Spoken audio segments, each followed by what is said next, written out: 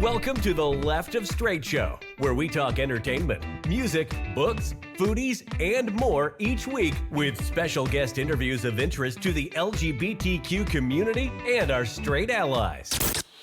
Direct from the entertainment capital of Northeast Ohio. Your host, Scott Fullerton, chats with some of your favorite entertainers, celebrities, newsmakers, and behind-the-scenes people across the country and around the world who make it all happen. So sit back, grab your favorite beverage, and let's start talking.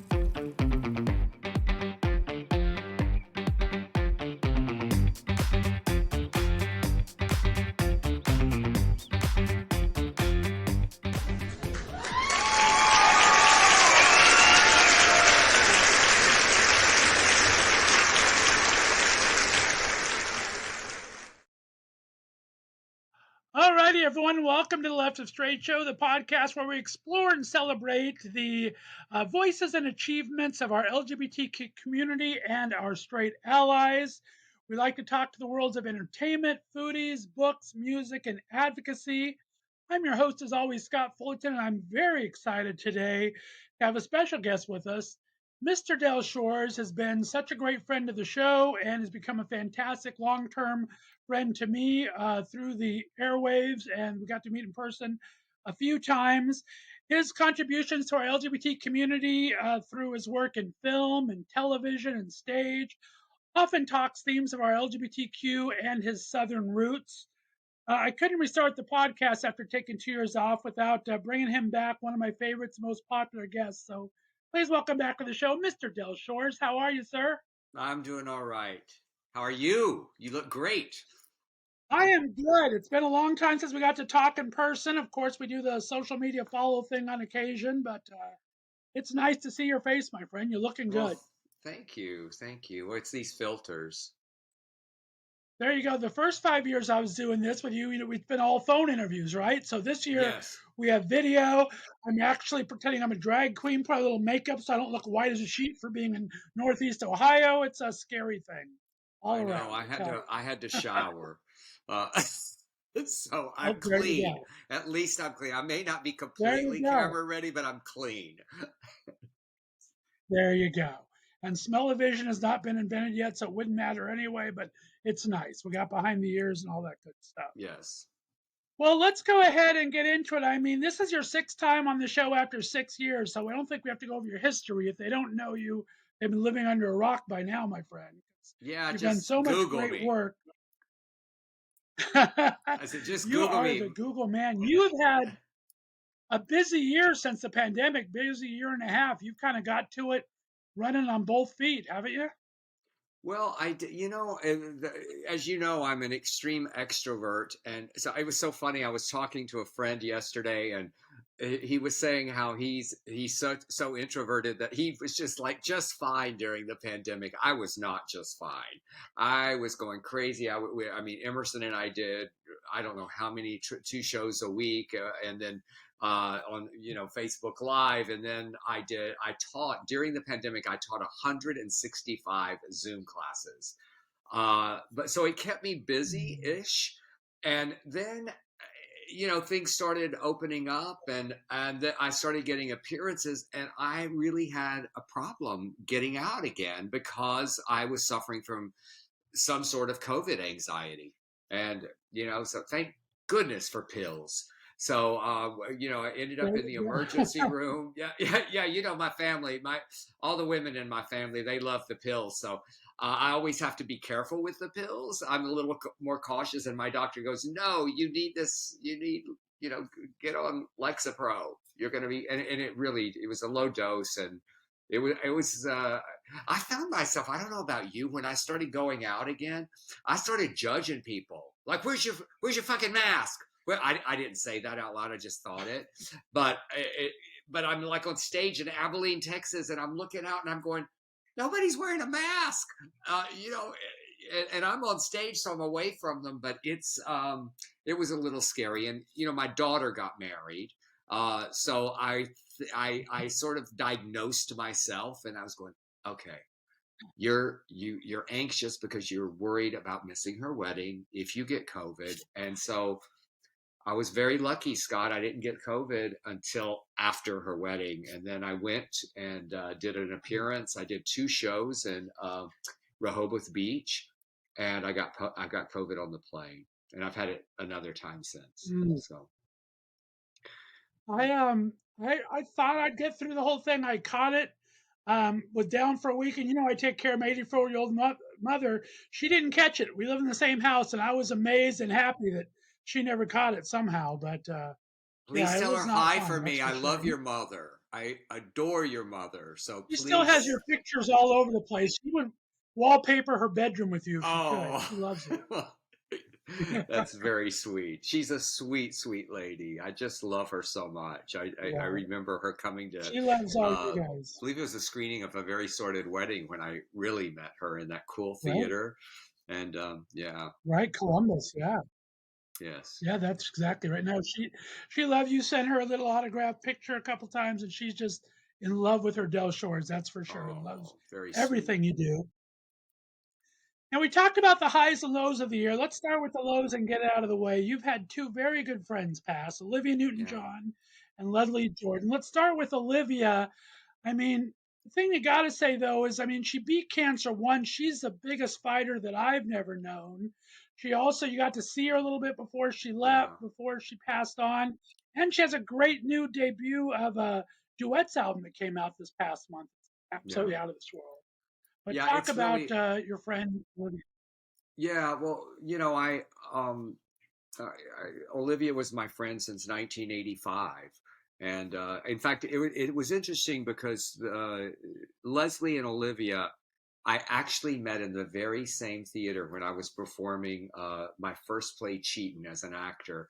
And I was good friends with Olivia's sister, Rona. And she brought Olivia to this play. And can you imagine, me and a little gay boy from Texas and being obsessed with Olivia Newton-John? I used to tell Olivia, you kept me straight for 2 decades because I thought I was in love with you. And then there she is watching me, perform in my underwear in this play called Cheatin' that was about adultery in a small town. I didn't do the whole play in my underwear. And that's when I was, Scott, I know you can relate to this. I have such eating and dysmorphia issues that I remember how much I weighed when I did that play. I weighed 142 pounds. I was really thin. And but isn't that crazy that I just starved myself because I knew I was going to be shirtless for that first scene? And anyway, I digress. So I am getting ready for the play in the dressing room. It's a tiny theater, 42 seats. We shared our dressing room bathroom with the audience. So if we walked in, that there was a private, as my mother said, commode. There was a commode that was you could lock, but there was a sink. I walk in to the bathroom before the show starts, and there stands Olivia Newton-John. And I'm just like, oh, and she turns and she goes, oh, you're Del. And I said, yes. And she goes, I'm Olivia. And I was like, Emerson and I have very similar stories. Yes, I know. So she was so gracious. She was pregnant at the time with Chloe. And, she started off as just a supporter of my work. And I couldn't believe that I knew Olivia Newton-John, but Olivia quickly became Olivia and not Olivia Newton-John. She and then I would be reminded every now and then. I'd go to a concert and I would go, oh my God, this is my friend. I can't believe she's such a superstar. So it was, the family at the end, I knew that she was not doing well, and I knew that it was coming. So that was the difference between Olivia and Leslie. But I did find out, like everybody else, they kept it so guarded because of press and of how horrible press had been in the past. And so when it was released, I was literally sitting across this table, and I remember my good friend Jim Lebeck was coming to visit and was coming over. We have a self-tape studio. And 30 seconds before they walked in the door, my ex-boyfriend, Mark, said, "I'm so sorry about Olivia." And I just like, what? And he said, it's on her husband just released it on Facebook. And that was the first time anybody except, Chloe and a few of her very, very close friends who were there when she passed away. So I talked to Chloe right away, and Emerson NewtonJohn, her nephew, but I had to cancel my class that day. It just destroyed me. I mean, even though it's coming, it's very hard. And it's coming up on a year. I can't believe it. It's, April 9th, I think is her year anniversary. And sometimes it's so surreal, and especially with Leslie, because I mean, Leslie was a whole different animal. And I know we're getting this out of the way, but Well, yeah, I I was mean, teaching. Leslie, you were there from the very beginning with Leslie and knew him before his big blow up, of course, in social media during the pandemic. But I Yeah. mean, you knew what he was capable of. You gave him some of his best known roles early on. And like you said, that one was unexpected. No one knew that. Well, No one saw that that's coming. the difference. That's the difference. And I'd never had that, Scott. I don't know if you've ever. I'd never had that in my life, except for a cousin or something. Like my cousin, but I wasn't close to that cousin. Like I was like a childhood cousin, but I just, I was in Louisiana as well, and I get a text from Mike, and he said, "Have you heard from Leslie today?" And I said, "No. What? Why?" And he goes, "He's missing." And I'm like, "What? Missing? What do you mean missing? These aren't the old days." Where Leslie would go missing, and Right. before He talked about sobriety. those. Yeah, and so then I was involved in calling police and calling hospitals and trying to find where my friend was, and because it was very unlike. Leslie was a consummate professional, and to not show up for work was just odd. So but you don't ever think that. You know what I mean? You think, oh, he had a flat tire and or whatever, and then I got the call, and it was one of those things where, I mean, for me, it was, Mike said, "Dell, you have to stay calm. You have to call Cricket, his sister, and I'm going to call his agent." But he said, he started the conversation. He said, "We found him, or they found him." And I said, "Oh, great. What's up?" And he goes, "Well, he had a car wreck." And I go, "Oh, is he okay?" And he goes, "Dell, he didn't make it." And I was like, "What?"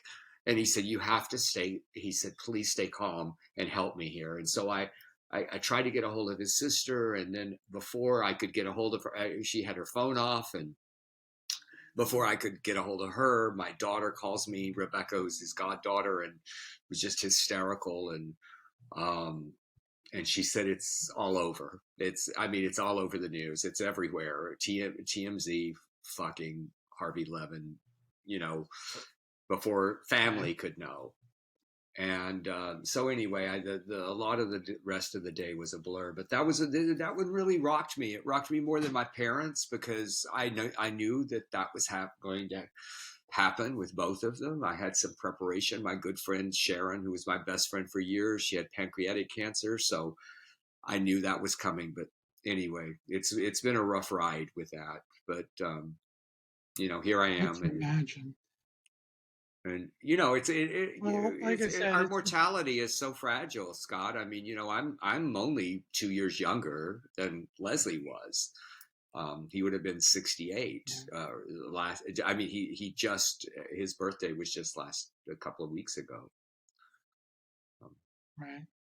Yeah, it does make you face your own mortality, and like you said, when it's so sudden like that, you don't know what to do. Um, as we said, he was always a great actor in what he did. He was known when the roles he did, he was iconic for, but he wasn't well known and beloved by everybody on the planet until the pandemic. But then now they're really giving him his due. I mean, you guys did a great tribute in Tennessee. You also did at the LA LGBT Center with Yeah, Mayim Bialik. You have a great thing happening in Pride happening. yeah. You got a great thing happening in Palm Springs that the foundation's working on. Tell about how it's got to feel to see your friend recognized like this, unfortunately, posthumously. Well, you said I lost two friends. I really lost three because Carol Cook, although Carol, it was 99, Oh, almost my. 99. And Carol said it best because, I was in my condo in Palm Springs and I got a call from Carol and I was just there kind of, I don't know, just isolating a little bit after his death. And she said, well, who would have thought that Leslie Jordan would have beat me? She said, I've been circling the drain forever. And she would always say, I've been circling the drain waiting for the big swoosh. And she was just so funny until the very end even. And I said, you know what, Carol, it pisses me off because she said, I celebrate that he went out on top.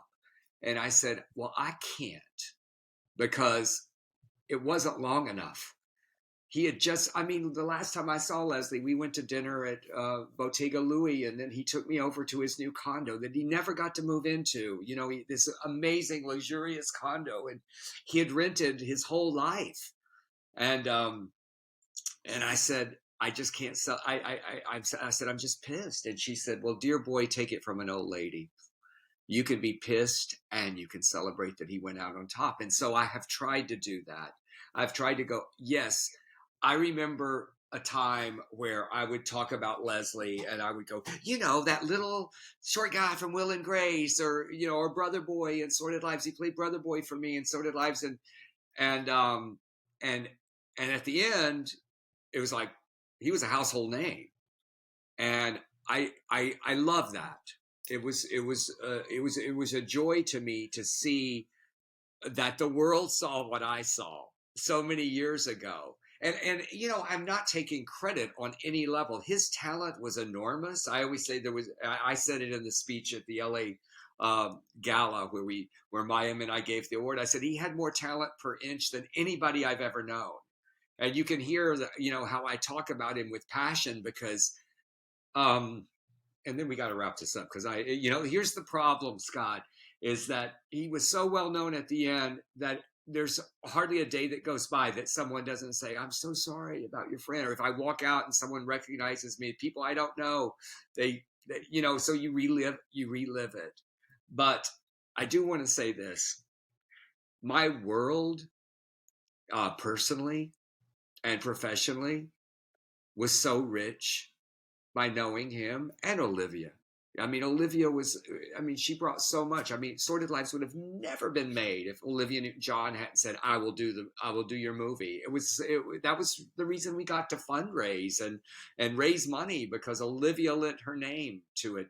And so it was a pleasure to work with both of them. And I feel very fortunate that I got to write those roles as I write, seeing my friend, and that's going to be hard going forward.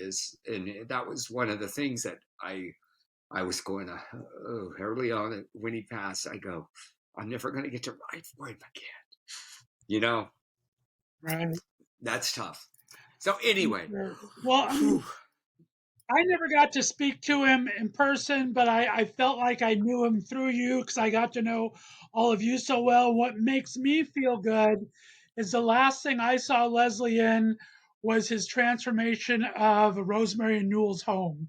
And it just shows the heart that you guys talked about him all the time.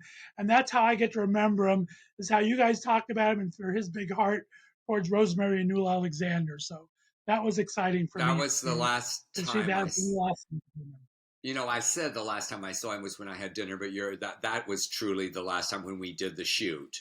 And we were there for the reveal. That was the last time I saw Leslie. Now I talked to, Leslie and I would text back and forth, just ridiculous. I miss him so much because, he would, he'd see a commercial, and one of our friends would, have you seen the commercial? I mean, and then Leslie would always just he would abandon text. He would you'd be engaged in this conversation and no response. And so I went back and I read them all, and I found a lot of deleted messages. Thank goodness iPhone allows you. So I still have his voice in my phone. And anyway, I said I didn't want to talk much about it, but we do. We celebrate him, and I'm glad to do that. Exactly. Well, I appreciate you taking time to talk about it, because I know it's a tough subject, but he is loved by his friends, and you are one of the best. So I love that. Well, let's move on to greater things and talk about the Del Shores Foundation that you started, Writers Foundation. You have such a great team behind you. We talked about Rosemary Alexander being on your board. You have Emerson, who's been your partner in so many things forever. Talk about getting this thing off the ground, the challenges, and the how you've seen it grown just in the short time you've been doing it. It's been a real, as we used to say in the church, it's been a blessing. It really has, because we had a dream, we had a vision. And when we first started talking, we had to kind of ask for money for the foundation, trusting people to trust us. We go, okay, this is but now we've had our first writers festival. We've had our second writers search. The winners are just now starting to find out that they won. And, just so that those who are listening who don't know, go to the Del Shores, just delshoresfoundation.org, and you'll find out more about us. But what we do is we facilitate finding the next, and when I say generation, I don't mean youth. I mean the next crop is a better word, of Southern LGBT writers. And we have 3 categories. We have short film, screenplay, and play. And it's thrilling to see the quality of this work that we're able to help them go to the next step with. And I'm directing the play winner called The Red Suitcase, and that opens here in Los Angeles, August the 12th. And Emerson's in it, and he's playing Pogue, the lead, and Jigs Burgess, who wrote it. It's a fantastic script. It's just, it's so heartfelt. I love it so much, and I love the foundation and what the foundation stands for and what we're doing so much that they had a different director who decided to go to divinity school. And so, I mean, what are the odds? What are the fucking odds that someone's leaving a play that I'm involved with to go to divinity school? So, but, Jesus called and Del answered. And I said, you know what? I will direct it. I'm free. So I had to cancel a vacation, but it's my pleasure to do so.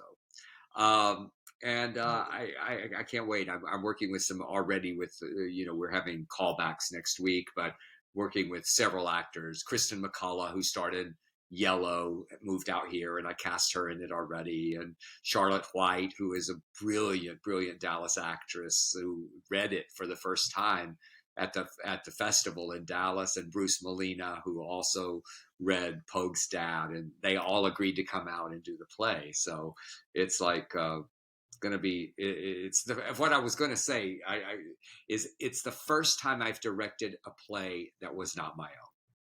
So that's how much I believe in this piece. That's exciting. The Red Suitcase, August 12th in LA, starring Emerson Collins. I think that's fantastic. Talk about just what it's like to see these words on the back. I mean, you write so much yourself. To see these, does it give you hope for the future? Are you seeing some amazing writers out there? Amazing. I mean, insane. Like it's so, yesterday we had the Zoom for the judges of the short film. And so I got to listen to, I said hello, and then I just kind of sat here while Emerson put us on mute, but I heard the discussion and Scott, the passion that they had for these stories. And you have to be identify as LGBTQ plus, but you don't have to write a gay story. Now the odds are that a lot of them are, and they're important pieces. So it was thrilling to hear them decide who was going to win, and we already set up the Zoom call to tell the winner, and I can't wait, because there's nothing better than at the festival watching. I watch the writers more than I watch the actors on stage, see their words and their worlds come together and come to life. And it's always a thrill for me as well, with my own work. But That is so awesome. Do you think if you enjoy directing now, you'll direct the next one and put that I in your don't calendar know. ahead of time? I don't know. This one spoke to my heart, and it was really in my wheelhouse. I mean, there's a little bit that's out of my wheelhouse because there's some specialty technical stuff. I'm such a simpleton when it comes to Right, I understand. Right. yeah. But Blake MacGyver, who understands all of that world of projection and when it says that butterflies fly out of the suitcase, I'm like, I'm seeing Asia O'Hara at the end of Drag Race with all the butterflies dying, and I'm like, oh, we can't do that every night, but we're figuring it out. That's why you surround yourself with all the people who know more than you. That's my philosophy on being a good director. I love that. Well, we'll give a plug for the foundation at the end, because not only are you doing this great work with Southern Writers, but you're also doing a star for Leslie. So we'll give all that information at the end. Now, I Yes. mean, you write primarily plays. You wrote for your own television series. You don't write as much television, but speak real quick. The writer's strike happened in May. As we're taping this, we're not sure if it's still going on. What do you find are the important points for these guys? Because you're in solidarity with the writers, Look, obviously. just share What do the you see wealth. as a big? Share the wealth. And it's not just our union. There's other unions that will follow. I'm a proud member of Screen Actors Guild and AFTRA. I'm a member of the Directors Guild. I once was a member of Equity. So, and I'm certainly, where I've made the bulk of my income over the years is the Writers Guild.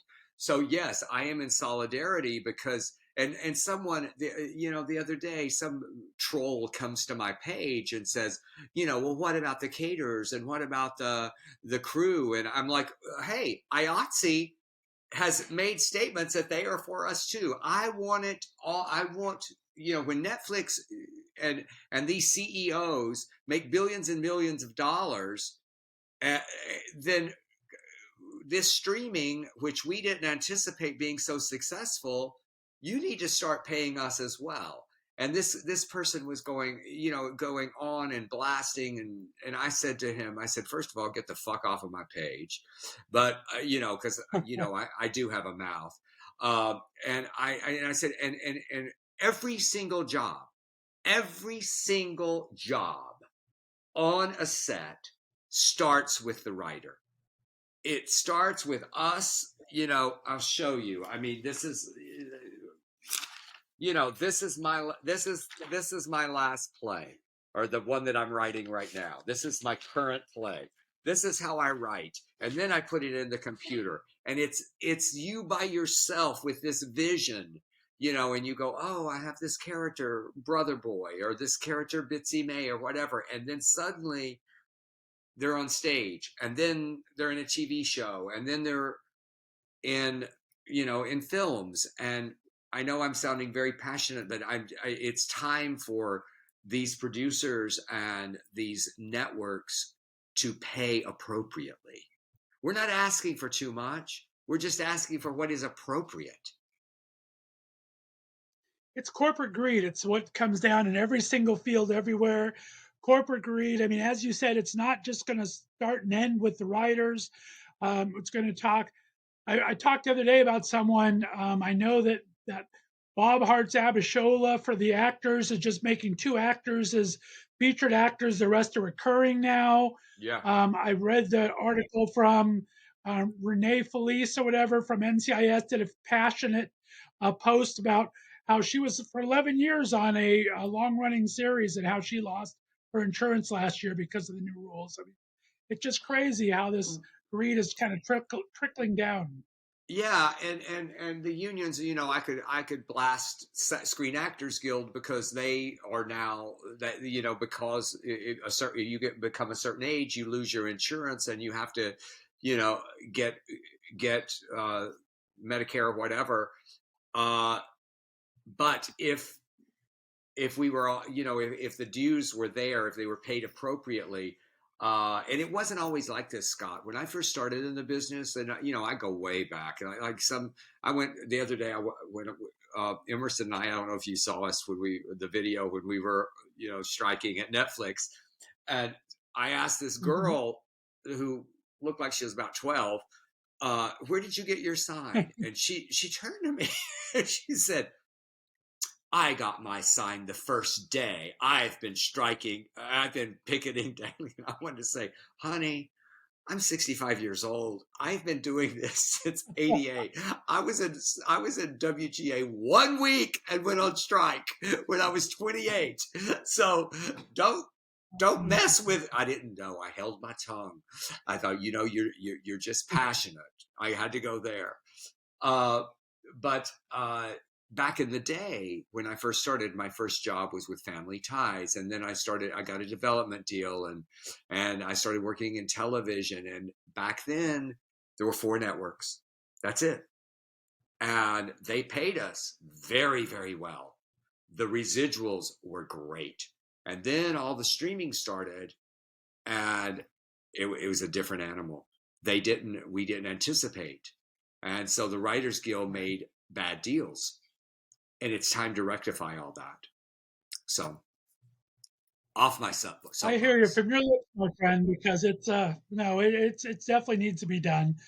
Let's move on to happier things. I mean, I've known you now for 6 years or so, and this is the first time I've seen you dating and smiling like crazy and bringing someone to a premiere.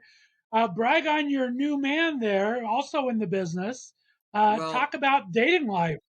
yeah, I mean, life is weird because the whole with Leslie and Olivia and Carol, and then all of a sudden Tony comes into my life. We're our good friend Mason, we mutual friend, went to a birthday party September 24th. It's been going that long, but I was very private about it for a long time.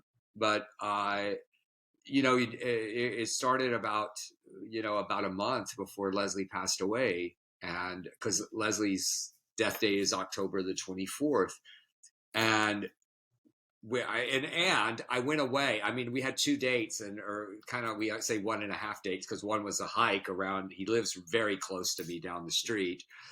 We didn't know this, but he was in a play with my ex-husband 19 years ago, and I just always thought he was so handsome, and he was very talented guy, artist. He's a book. I told you he wrote the Marble Fawn of Grey Gardens. He has in development for a TV show with that, or possibly a film. And anyway, it was just one of those unexpected things. And I sort of deleted Grinder, and I deleted Scruff, and I said, I'm done. I'm just done. And it kind of happened the old fashioned way, where we ran into each other. I had a new phone number, which I hope you have. I think you do, because someone leaked my phone number and my address on the internet, and finally got all that I'll scrubbed double off. check on the internet. I'm not sure. I'll have to send you an email. I'm not sure if I got Yeah, but that. anyway, so he said, we're appropriately at the bar getting a drink, and he said, we should hang out sometime. And I sure, here's my new number. And I kept, we talked for a while. Then that night we started texting, and my Uber driver got lost, and he said, well, where do you live? And I said, I live in I won't tell you the address here, and he goes, Right. we're neighbors. I literally go by your house every single day. And so he asked me what I was doing the next day. He actually said, you know I flirt with you, don't you? And I was like, no, I don't. Are you single? Because it does, a lot of times they're not single. It's like all the good ones are partnered off. Right. And he said, yeah, I'm single. And I said, oh. So anyway, we went on a walk the next day. We went on a date. Before I left to Louisiana, I was gone for 3 weeks. We were talking and FaceTiming, and then Leslie passed away, and it was so tragic for me. And I thought, boy, this is not a good time to start anything.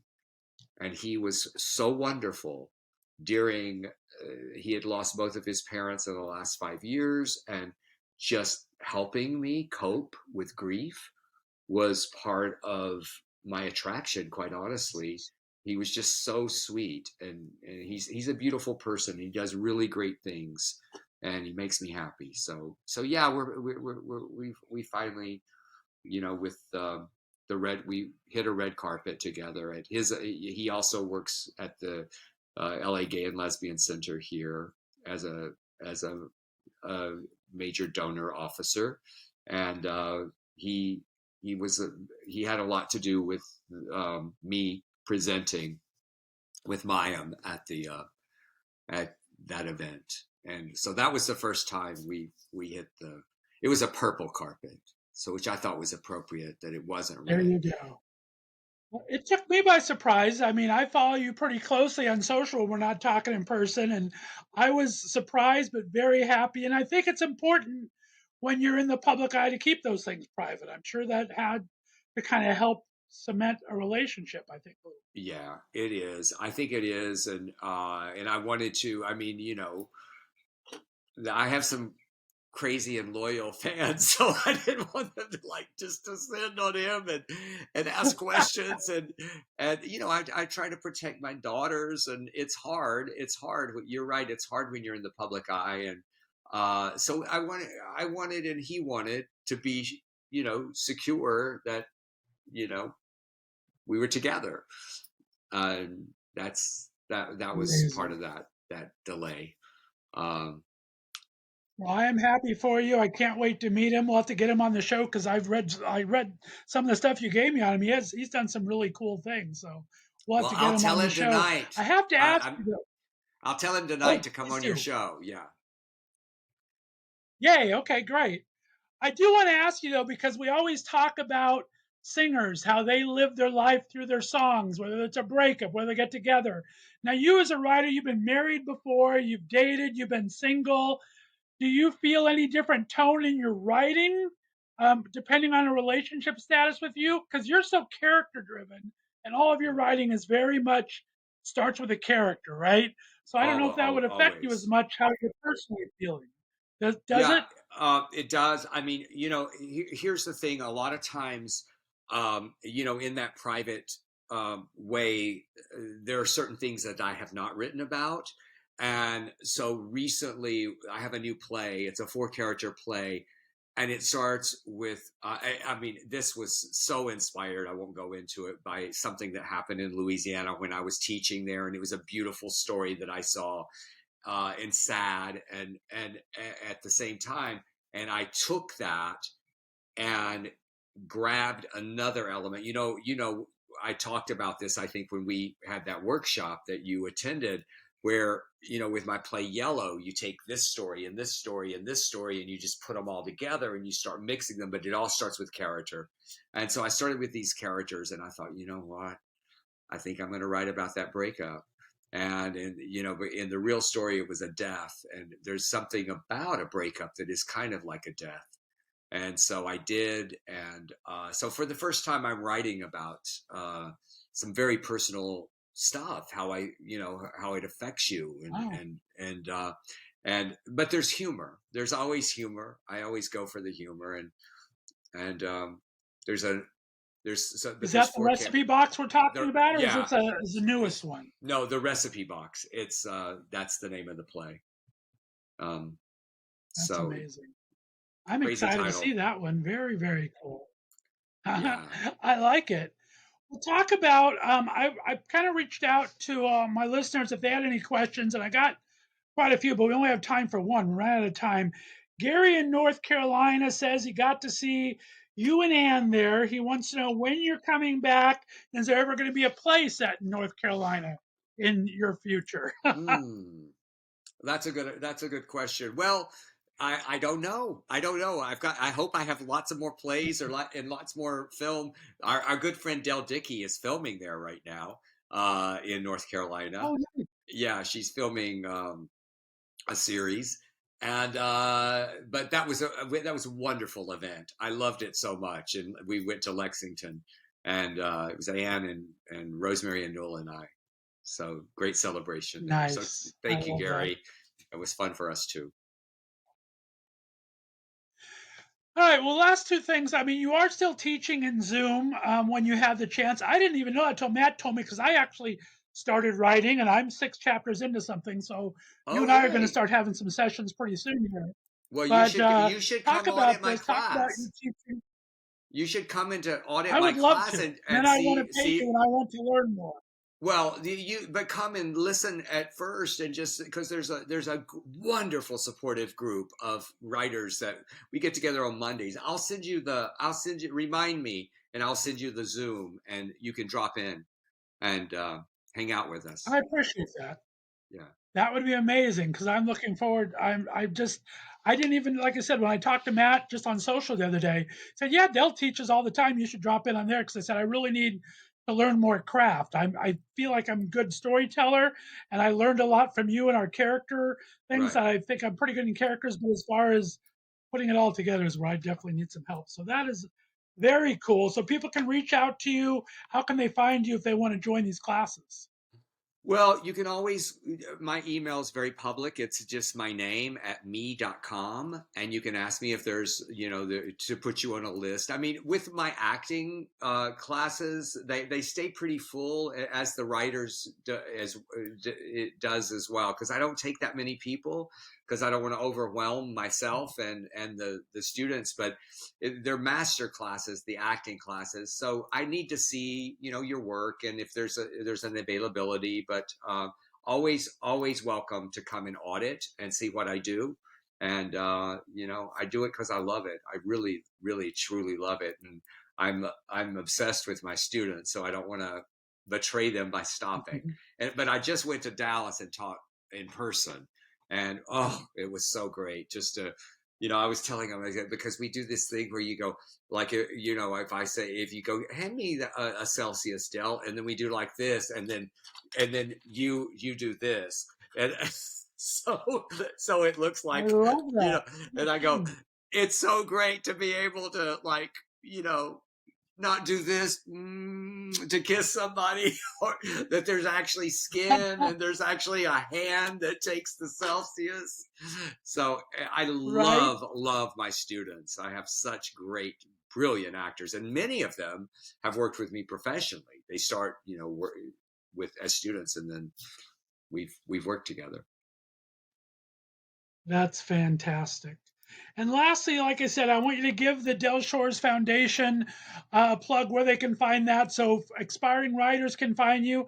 And also talk about your fundraiser for Leslie's star on the Walk of Fame in Palm Springs. I love his little video about how he was jealous of yours. That was Well, such a it all cute video. started there, and I regret. I have to say, I have so many regrets about not doing that when he was alive and he could be there to see. Because I, the moment he passed, not the moment, but a few weeks after, I put that video up and I said, it's time, Palm Springs. And they reached out to me immediately and they said, just nominate him. And so I did, and they unanimously gave him a star. They're giving him a star in a really great area. And so it's going to be on October let's see, it's right, October the 20th. It's a Friday at 11 a.m. in Palm Springs. And if you go to delshoresfoundation.org, we're raising the capital to the foundation is sponsoring the star. And we're about 2/3 already. I mean, we put the word out and people have been so generous to because it's 15 grand for the star, and I think we're just approaching 10 right now. So without a lot of effort. Nice. And so a lot of people will be there. We haven't really designed the ceremony exactly what it is, but it'll be about an hour that day to celebrate him. Fantastic. Del Shores, I love you, my friend. Thank you for taking the time to come on. I know you're so busy. Let everyone know real quick your handles on social media, and I'll put that in a little chyron here for everybody. Yeah, you can find me on Facebook. The old Facebook page is still there, Del Shores Official, and then at everything else, it's just at Del Shores. Instagram at Del Shores, Twitter at Del Shores. If you want to see me troll all the right-wing politicians, go to Twitter. Everything's a little different. Okay. So and Instagram's fine. I love it. Well, sir, you've made me part of the Sordid Lives family. I've got to meet a lot of great people through you, and especially you yourself. Thanks for taking the time to come on. Oh, thank you. I look forward to seeing you again in person. So meet me in Palm Springs. Definitely. Maybe Right, y'all can come out for the star thing. I will try to come out for the star, and might as well stay for a couple weeks for Pride, because Palm Springs Pride just a couple weeks after that. So That's right. That's right. We'll have to do it. All right. Okay, Scott. Thank you. Right, stay on the line for me, Del. You're very welcome, my friend. Guys, we'll have 5 questions with Del next week. Look for that. And like I said, check out Del's website. Check out the Del Shores Foundation. You're listening to Left of Str8 Show. We'll be back with another interview soon. Thank you very much for tuning in. Bye-bye.